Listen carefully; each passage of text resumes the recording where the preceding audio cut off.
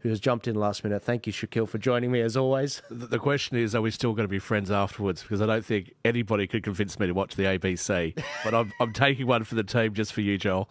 Mate, honestly, the content for this show, it writes itself when it's the ABC happening. They, as usual, in the past, they've started with their Welcome to Country, and it's just been, a piece of crap. The whole thing, the way the show's been done, the way they don't represent both sides. And I think that's why it's so, it has a bit of a gag reflex with people like you and I that actually enjoy having discussion, having, the best ideas debated out.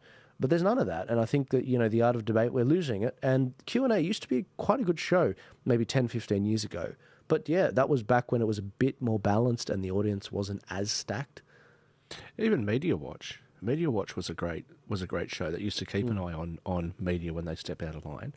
And that's become just very, what would you say, politicised now. The ABC, it is a resource for this country. They really need to get their act together. Yeah. And stop pushing out this nonsense that nobody wants to watch. It's nuts. Guys, if you're listening online, I want to engage with you guys. I want to see what your thoughts are. Go over to Rumble, click the link in the description, click the link in my bio. If you're on Instagram, click the link in my bio and you can watch this properly in landscape on Rumble, on YouTube. But if you comment on Rumble, I will be looking for you guys. It's one of the safe platforms we have, and I want to look at your comments. I want to bring them up. I want to read them. The show is starting in about a minute from the ABC's Q&A. As I said, they've got an interesting lineup. They've got Zali Steggall. Zali is someone who is a Teal. She's a member of Inner Sydney. I think 60% of her seat voted no. And it's going to be a really interesting podcast that we go through in terms of the panel. Sorry, I said Zali Steggall. It's not Zali Steggall. It's Zoe Daniel, but all these Teals, they all look the same. And I'm just going to say it like that, and I'm not going to apologise. Zoe Daniel, she was the first female elected to the federal seat of Goldstein. That's actually in inner city Melbourne.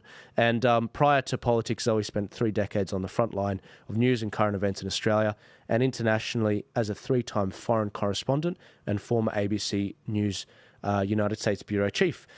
We've also got John Ronson, British journalist, author and filmmaker. We've got Tim Costello, brother of Peter Costello. He's at the Centre for Public Christianity, senior fellow and anti-gambling advocate. We've got this lovely looking lady called Charlotte Mortlock, broadcaster, advocate and Hilmer's Network founder. And she's also an anchor at Sky News, it says. And Claire Lehman, who I'm actually a big fan of. I've got some of Claire's work behind me, actually. Columnist and Quillette editor-in-chief. She's really good. I really like her. I think she's been really good talking against the universities and what's been going on there and the infection of wokeness in the universities. And I'm here for it. I think this is going to be actually quite a good panel, and I'm very much looking forward to seeing how this panel dissects the Trump win, dissects the misinformation bill. A lot of people have been asking me for an update on where that's at.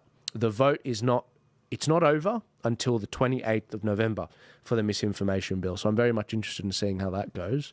But any moment now, they will be starting. And I'm really interested. So how long has it been since you actually watched the last Q&A? You know what, I'm not even sure. I mean, I don't watch much of the ABC at all. I think the last few things I watched was the pre-election show, bits that you actually sent me. Right. Right. Because I just don't watch. I don't watch legacy media, and I'm certainly not going to waste my time in the ABC anymore. Yeah. So.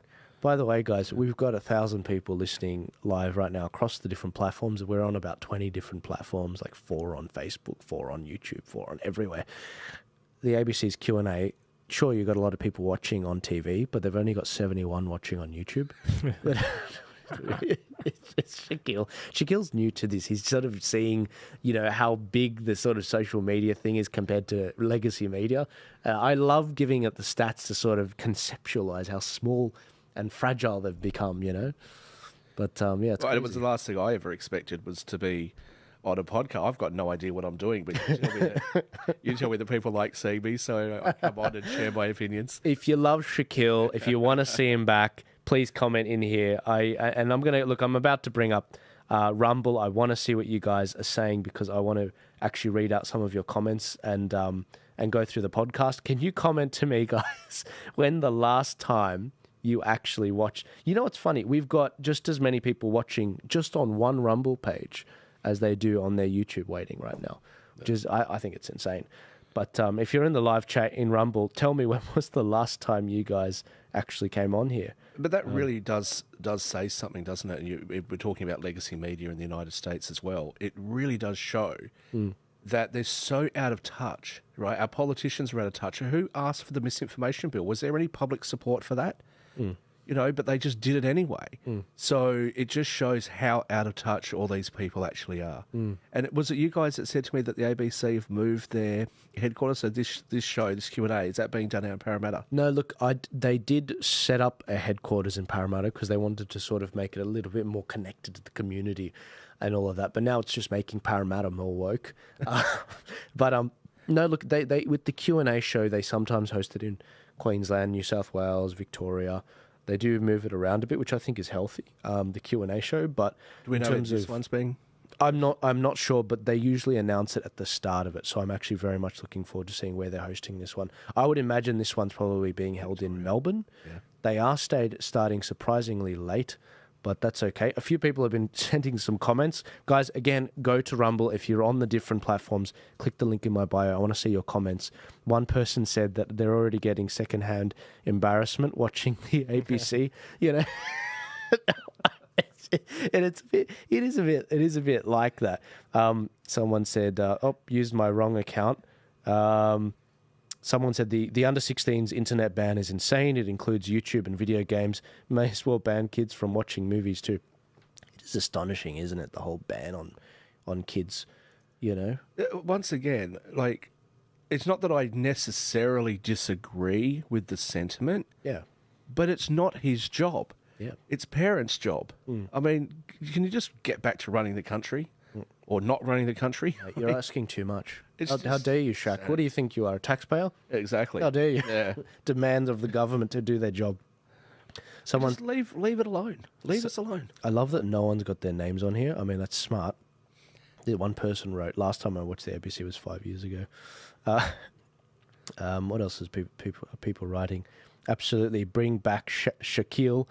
Actually would like to listen to more of Stephen Shavura. Hasn't been on in a while. Stephen has a open invite to come anytime he wants. In fact, I was chatting to him today. Unfortunately, he's actually not going to be in the country for a little while. He's going to be in the US over the Christmas period. So I definitely want to get Stephen back. You know what I love about Stephen? He's the very first person that got me into Aussie politics back in 2018.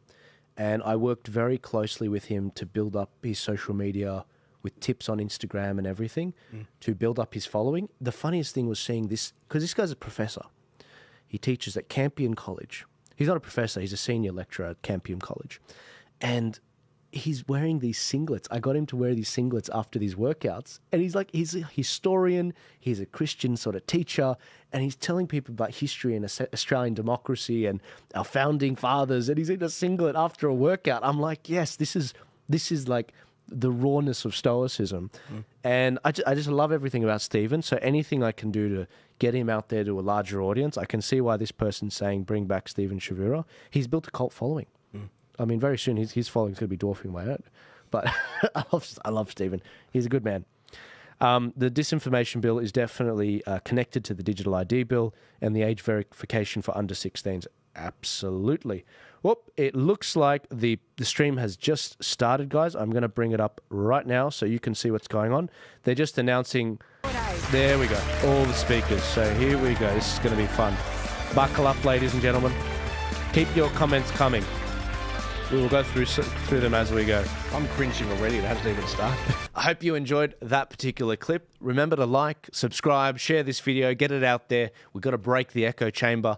But also, if you're trying to get a hold of me a little bit more directly, I have actually a whole membership group of people on Buy Me a Coffee. It's kind of a overrated eyebrow club that I've formed. You guys know how much I love eyebrows. If you click the link in my description or if you click the link in my bio, you will actually see a link to join the Buy Me a Coffee family that I'm building.